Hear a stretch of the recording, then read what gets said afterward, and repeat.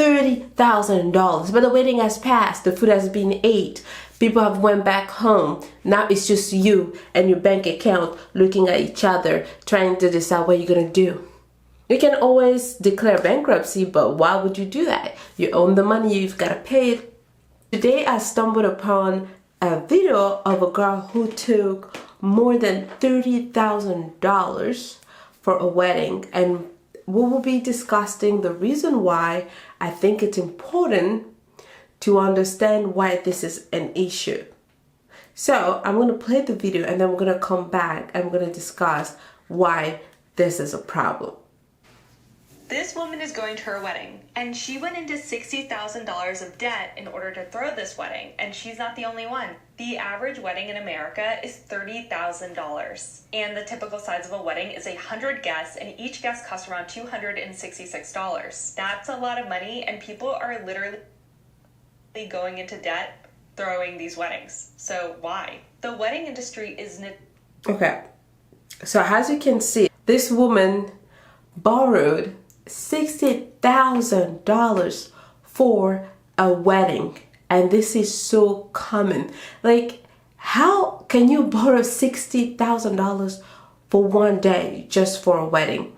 My husband and I got married 2 years ago. It's going to be 2 years in a couple of days.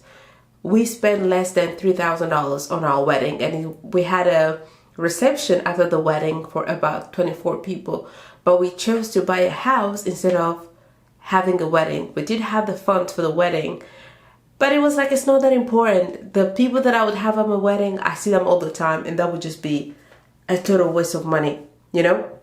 So I don't understand why it's so important to spend that much money for one day. It's only 24 hours, like 24 hours, and it goes by so fast. Let me tell you, for our wedding, we did have photos taken. And I'm gonna tell the truth, I don't even look at those photos. Like, I don't really look at them. Maybe if someone is asking me if I am married, then I'd show them the photos. Or if it's our wedding anniversary, which is so funny. But when you're trying to get married, you will be quoted like $2,500 to have those photos taken. And I know it's for memory, it's for remembering, but it's not worth it for you to go into debt, for you to borrow money to be able to have this lavish wedding just for one day. It's not that important. It's not that big of a deal. And if you recently got married and feel broke, guys, I got married 2 weeks ago, 3 weeks ago almost, and we had this beautiful wedding, and it wasn't even that expensive. I'm German, we got married in Germany, and things here are much cheaper than in the US.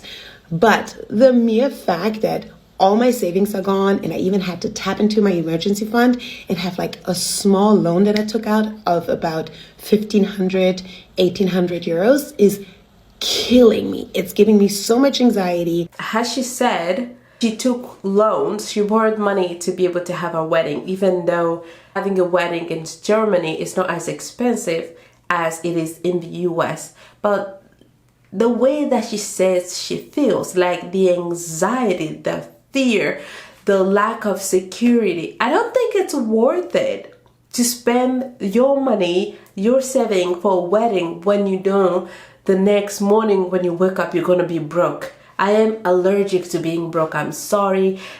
I just can't. Thinking about being in debt stresses me out. So when I can avoid being in debt, that's what I'm gonna do. So as you can see here, she's so stressed. She just feels like let me tell you, being in love, it's really, really good. It's exciting, you know, you feel like you're on cloud 9.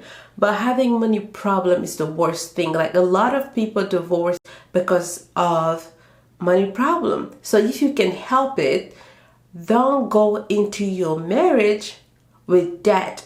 Don't go into your marriage by adding maybe to the debt that you have. It's not really important for you to spend like half of your salary or even more than what you make in a year as a take-home income on a one-day celebration, and then you're gonna have to pay for it. There are people that have been married and divorced, but they haven't finished paying for their debt. Can you imagine how annoying that is?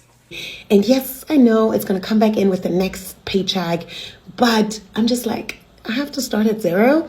So for all the 2024 brides, yes, spending the money is worth it. You will have an amazing time, but be mindful of the fact that it's just 24 hours. And after those 24 hours, you need to figure out how to live life on a budget, because girl, the way I'm going to be window shopping for the rest of the year, yeah, raise.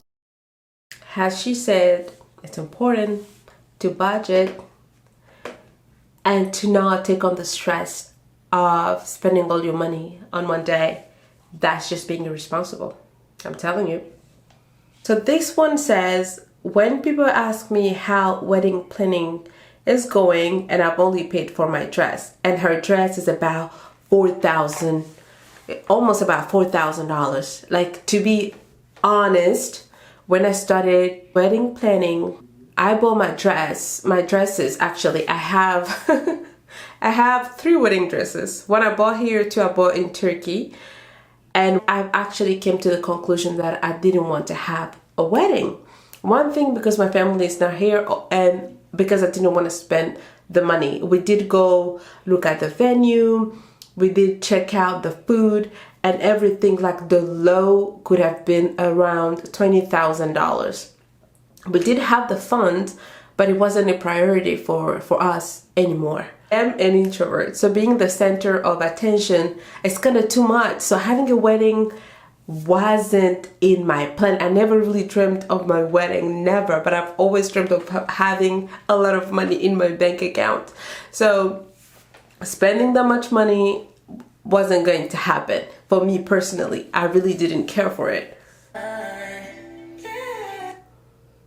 As I told you, now she owns more, oh my God, around $30,000. But her wedding has passed. In her savings, she only has $10, and she owns $30,000. $30,000. But the wedding has passed. The food has been ate.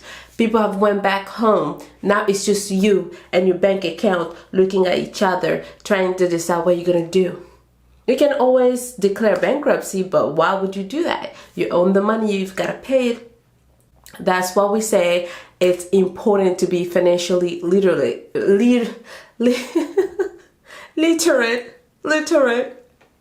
Oh my God, I can't speak today. It really is important. Don't spend money to try to impress people. Seriously, don't do that. Just live within your means or underneath your means if you want, you know? That way your family can be secure. Don't spend the money you don't have. Don't be caught up